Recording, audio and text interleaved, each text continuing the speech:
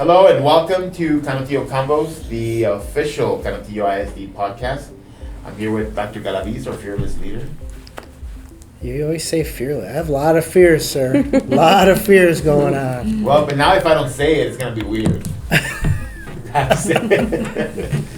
Doug, we have some special guests today. On top of Laura Caballero, who's our comm specialist over there. And of course, I'm Gustavo Rivera, the director of communications. But we have special guests for the topics today, and two of Canutillo's premier educators are here with us today. The true leaders of Canutillo. Right. I'm just the pretty face, if you will. these guys are. Well, Doc, if you're the pretty face, oof. Not all these ladies are beautiful, but they're also, thinkers. Yeah, they're the center of instruction going on are. right here. This is, and it's very apropos because it's Women's History Month. March is Women's History Month, so we're lucky in this district. You have amazing women in important leadership roles, including our guest today, our Associate Superintendent, Dr. Kerney. Hi, happy to be here. and our Executive Director of Curriculum and Instruction, Jessica. Hello, everyone. So happy Awesome. Women's History Month. What does that mean? Thank you. What is Happy History Month? Well, Women's History Month. What does that mean? Well, it means that we have to recognize the impact of women in the development of our community. Women have played a key role in many of the Contributions that we've made. Of the development of our community, not just in El Paso, and not just in Texas, not just in the country. And a lot of times, oftentimes, it was overlooked. So I think every time there's this conversation about why do we need a Black History Month or a Hispanic Heritage Month or anything like that, I think it's an acknowledgement that for many years those contributions weren't celebrated or taught, and that's why we need those months to recognize, and not just in those months, obviously, right? But those are the months where we bring further attention to that sort of contribution and to that acknowledgement of that part of history that was overlooked for centuries. That's just so crazy. I mean, I just think of women as like human beings that have a heart, have a mind, and who've been very instrumental in my life. Right. My mother, my 7 sisters, who I don't see any. I don't know. It's just crazy to me. It's I think the history of this world has not been kind to many groups, for millennia, and now we're trying to make reparations for that, and acknowledging these things in these months is one small step of getting us there. Let me ask, soon to be Dr. Ariano and currently Dr. Kerney, who are some women that have inspired you? And I know we were talking about your mother before we got on, but who has some women? Well, certainly, for me, it's been a lot of relatives, like my aunt, my mom. But in my role as an educational leader, I think my first principal really inspired me to become an educational leader. So I think that's who I would name briefly. Yeah, and Who's for that? me, it's actually, go ahead. Who's that? Her name is Jessie Bomback. Jessie Bomback. Jessie Bomback. Where's Jessie Bomback now? She has retired from Socorro ISD, but she's somebody who truly inspired me. That's where you don't have to clock in and out, right? Yeah. How did she exactly. inspire you, though? What was her main, hey, if I can do it, you can do it? What was? I never saw myself as an educational leader. All my life I wanted to become a teacher, and that was my main aspiration. But when I started teaching and I saw her as an educational leader, and just how she made a difference on her campus, just trying to meet the needs of students and teachers, I thought, wow, what a way to really contribute to your community, to your school, and all of that. So that's what truly inspired me. Just the way she interacted daily with her constituents really inspired me to do the same. Yeah. Wow. Yeah, and I think for me it was just my grandmother. I think growing up. What's her name? Beatriz. Beat- That was my grandmother's Beatrice. name. Really? Yeah, Beatriz Beatriz. Gomez. Okay. And so growing up at the time, single mom, my mother was single mom with 2 children living at my grandparents' house. My grandmother was always, there was always a lot of people living. We had maybe 12 people at a time, and just watching her come home from work, still feed everyone, still, take on the duties, the 24-hour duties that a lot of us women have.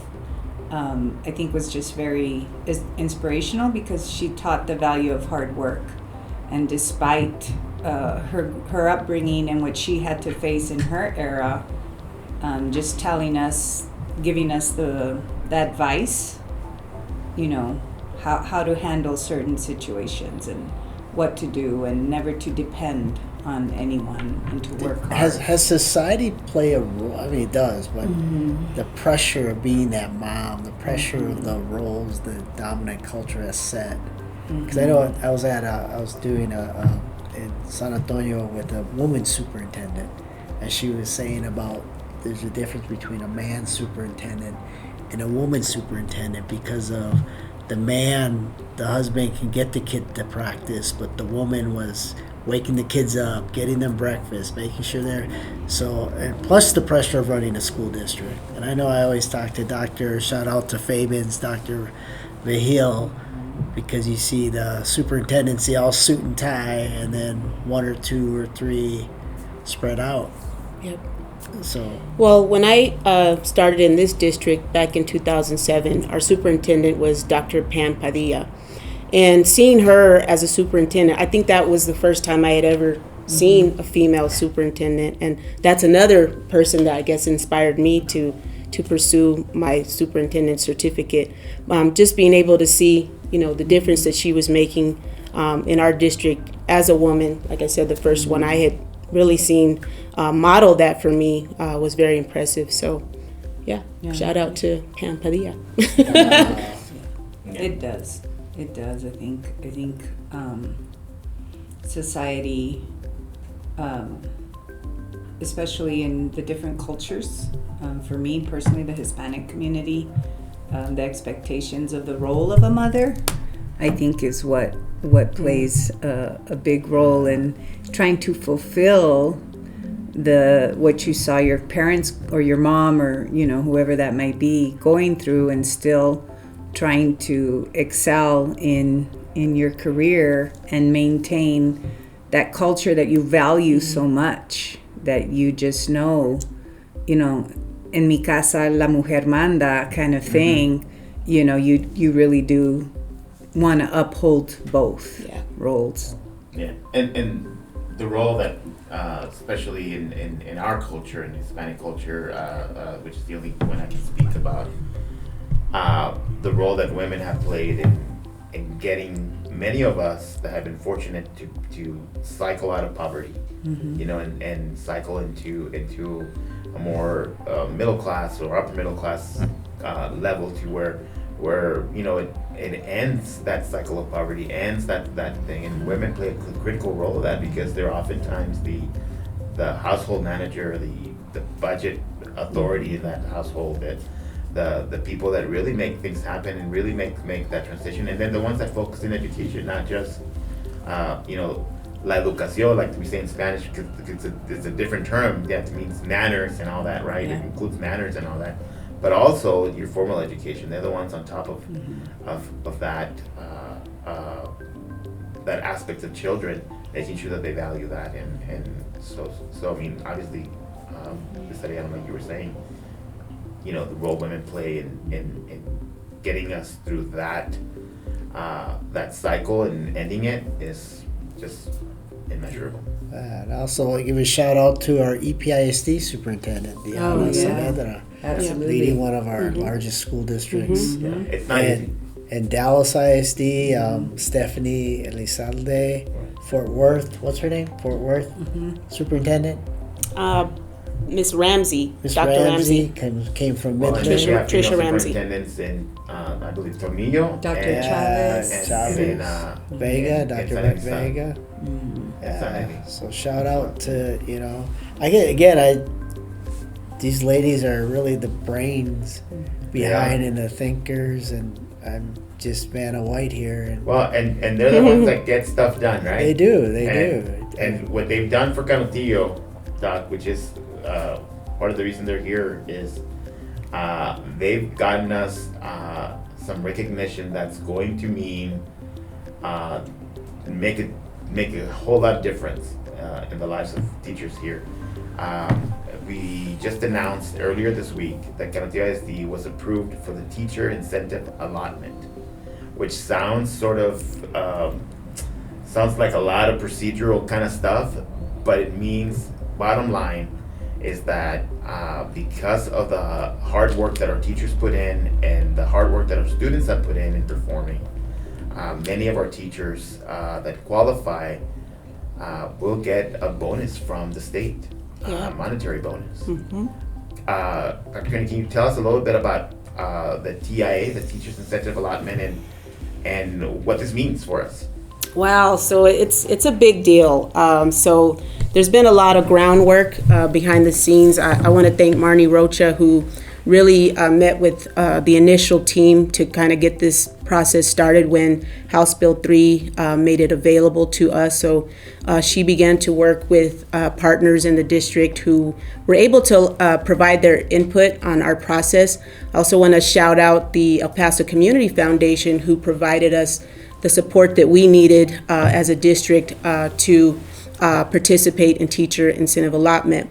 So what it means is we have been able to now recognize our teachers who have, supported our students in experiencing tremendous growth measures via several different assessment tools that we've utilized. So some of our teachers will be considered either recognized, exemplary, or master teachers. So we had to submit data points to the state, and you could either be denied or approved, but ultimately we were approved, so we're really excited about that. So our teachers who will receive this designation will receive a lump sum in August, so they'll receive a lump sum every year for the next 5 years. So we're looking at about $500,000 coming to our district each year for the next 5 years. Teachers? We had 60 teachers in our district, which we have around 400 plus teachers in our district. So 60 out of 400 plus teachers, that's quite a few teachers, actually, because the state really wants the top-notch teachers to receive this recognition. Not just anybody can get it. It has to be top-notch teachers, and that's measured by student growth, it's measured by T-tests, it's measured by the teachers that obtain national board certification, which I think our district has probably one of the largest numbers of national board certified teachers maybe in the area. Right now we have about 11, I believe, and we have a cohort of about 20 that are in the process of completing theirs as well. So we're just excited. This is going to be great for teachers. Our teachers will receive notification by the end of this month to find out if they're one of those teachers that will be designated. Ms. Arellano, this $500,000 in bonuses, that's tremendous. And when I was reading the details, the range of bonuses goes from $3,000 to in the tens of thousands of dollars per teacher, depending on how well they perform. This is transformative. This is something that can really make a huge difference. Can you tell us about what you've heard from teachers on how this recognition will impact their not just their teaching but their everyday life? Well, I think in this district, it is going to be so gratifying, first of all, to be able to honor teachers who have really worked hard, despite the money. I mean, not even before TIA was even something that existed. A lot of these teachers just had the passion and they wanted to do this, they got into this profession for the right reasons. And so I think that's going to be something very gratifying for them. And I'm excited just to see their faces when they find out and when they hear, because I think that's going to speak volumes. Because now that validation will come in a monetary way is a great way to honor their work. Because I think as a teacher, you're proud when you see your student out later on, 15, 20 years later, that's the true proud moment. But being able to now get that reward Right. that is on top of everything else, I think that's just going to change their life. And for our, it's kind of like performance-based. Mm-hmm. Right? These are teachers truly from an outside measure, right? Student growth. Are they making a difference in the classroom? Mm-hmm. It doesn't matter if you're taking a kid, maybe you're a fourth grade teacher, a kid reading that second grade. Can you get that second grade, that fourth grade kid reading that second grade, can you push him or her to the third grade, or get them on grade level? Right. And it's not necessarily, let's say you traditionally, maybe a kid went from second to third grade. That's still a positive shift. So you want to reward that teacher and give them, wow, you really did a good job. You moved this kid one grade level.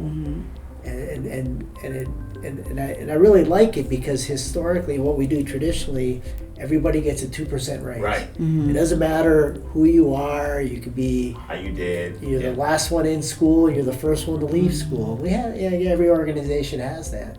But these teachers stay, they're early, they're at, we'll talk about Intersession later. They're the first one to do tutoring, the relationship they have with our kids, the relationship they have with parents, and they're truly making a difference in the lives of our kids.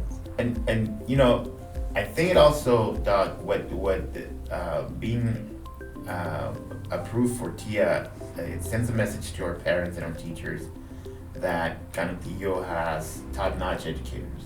That these classrooms are filled with teachers that are going above and beyond what's expected of most educators here. So I think this is a message like Ms. Ariana said, not just about the money. And don't get me wrong, the money is great and it helps, right? Because it helps.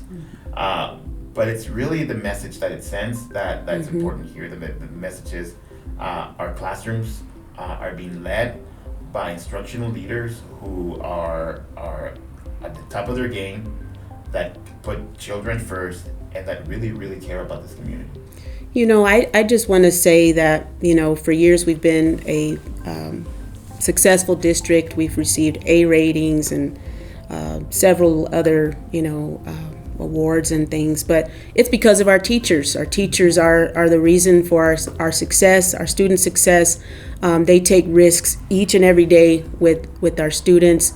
When we start programs such as our advanced pathways, it's our teachers that are the ones that really are believing in our kids, that, even though you're in 6th grade or 7th grade, you can start Algebra 1. Why not? Or English 1. And so our teachers are taking risks. They're believing in our kids, and they work hard every day to make sure that our kids are successful. I hear so many great, reports about things that teachers are doing, going above and beyond. Just like we heard about a teacher yesterday, I believe, that on the day of STAR test, hands those kids a letter as they walk in the door. Handwritten note sharing how I believe she believes in them and they can do it. That's Dr. Muir, I believe. Dr. Muir, and let me tell you, she's national board certified. She's national board certified. Her growth. She scares me. She's just an amazing woman. She is. Amazing She's so woman. She's so passionate, and I just am so grateful that she's going to be honored in this different way. Yeah. Because if anybody deserves it, she deserves it. True scholar. True I scholar. can't wait. I saw there that the range goes all the way to 36 Yeah. $32,000. Yep. I want to meet that teacher. Oh, really? You know, I want to meet that teacher and see that face, like you said, Dr. Kerney. You know, like wow, like Yeah. wow. That's I mean, that's transformative. And we right? have some that are masters that are going to get that. You know, and you know that's a huge Yeah. thing. So it's an honor for the district to be admitted here. It's an honor for us to be part of this, to have these amazing educators, and I hope that our community understands how big this is. I know it sounds procedural. It sounds, you know, like just another, you know, kind of abbreviation that we're throwing out there, TIA. Or mi tía. Yeah, mi tía. Mi tía Baje. Yeah, but it's a huge deal. This is a huge deal, and we're so happy to be able to make this happen for our teachers. And there's a lot of work behind it. I mean, as you mentioned, Dr. Rocha now, but Dr. Kerney and Dr. Ariano, she graduates in December. But, you know, again, there's a lot of work to make sure that the results are valid, there's validity, and we're just Right. not giving the money away. It's truly earned incentive. Yeah, it's you know, you can call it a bonus, but it's really earned. It's compensation for going above and beyond what's being asked of teachers. You know. They're even above, above and beyond, because they do that. They just get results. Yeah. And as we learned this week, right, from Extreme Ownership in the book that Dr. Kerney brought to us, and there's two types of teachers, you know, ones that get results and ones that don't. Ones that move kids, wherever they come into your classroom, you know, you hand them a note like Dr. Mirror. Not every teacher does that. Yeah. And she gets results. Yeah. To get results. And she gets that money. Yeah. So if you want to be like Dr. Mirror, Talk to her, go get results Yeah. and go do something. and you might get $32,000 at the end. But I also want to say how passionate she has been about supporting other teachers and becoming national board certified. Right. You know, just her and Mr. Campbell going above and beyond to support other teachers in getting that. I also want to take the opportunity to shout out another person. That's our accountability person, Ms. Harrison, because it was months and months of work behind the scenes with the data and the analytics. There was a lot involved with that in the submission. And the time that she took with that and getting it right, her and Jesus Komiyama and the accountability department, they're really to be commended for the hard work that they did in the submission process, getting it in on time. It was just a team effort, a team effort.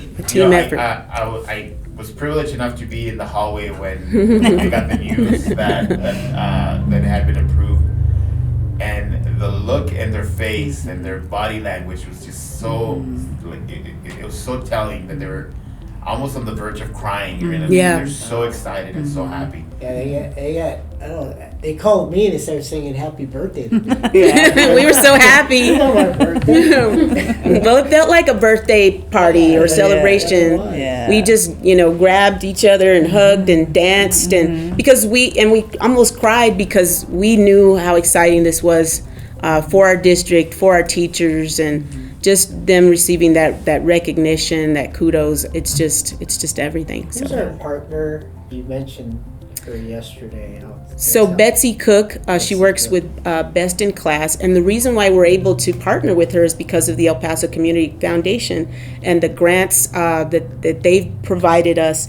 Amy O'Rourke was very instrumental in making that happen. Really, the vision was all about it's about a teacher pipeline here in El Paso. So they've done everything that they can to support us in that way. And I think without that partnership, I'm not sure we would be having this conversation today. So I'm extremely grateful for them and for that partnership and making that happen. That's great. Thank you. Thank you, Paso Community Foundation. Speaking of going above and beyond, next week is Intersession. Yes. So most of our kids will be off, but a handful of them are going to come back and get their learning on, right? These are students that need a little bit of help to get caught up. Yep. And talking about, you know, some of these teachers that are amazing teachers are coming back for a week or not a week, 4 days, is it? 4 days. 4 days. 4 days to get them up to par. Yeah. So what's going on during Intersession? So back in 2020, House Bill 4545 came about, and so the bill really set a standard of support for students who were struggling, and so they were to receive a certain amount of intervention, of support, a small group by a certified teacher and/or an academic person that could help them close the learning gap. And so, there's meetings that have to happen. And so we did have struggling students post-pandemic. And so Intersession was a great way to kind of have that small group one-to-one learning with students without that distraction, without having to be in the classroom and trying to do everything else and all their activities. So we're going to have about 1,000 students approximately joining us during Intersession. We'll have every campus available. We have great teachers who have agreed to be here, which we're very grateful for. Our leaders, our wonderful principals were able to coordinate that and communicate with parents about this great opportunity of additional support. There's also enrichment that's going to be happening at some of the campuses. So it's just a good time, and then they still have their spring break, and so they get a little extra work in. The week after that is spring break, and when we're all off, like the whole district will be closed, including central office. So next week it's Intersession. Schools are open for these students that are taking that need that extra help. Central office is open, regular business hours. But the week after that, the week of March 13th through the 17th, the whole district is closed for spring break. We are going to take a break, Dr. G, from the podcast until after spring break. So you want to send that message to? We're only open if you're happy. I wish that were true. If you're healthy, everyone's healthy, but have a good heart. And again, I think every time our kids are off, there's always that angst, making sure, again, I'm sure they all have loving families and going home to, again, recharge and recalibrate so we can get ready to finish the year. So we'll be ready, and again, with these wonderful people and ladies and thinkers, and really, That's right. They'll be superintendents one day, either my chair or somebody's chair. Well, I hope they hire me. Definitely. I hope they hire me. Great. Well, thank you guys. Have a great Intersession, great spring break, and we will see you in 2 weeks here in Canutillo, Convos. 2 weeks. Bye. Bye.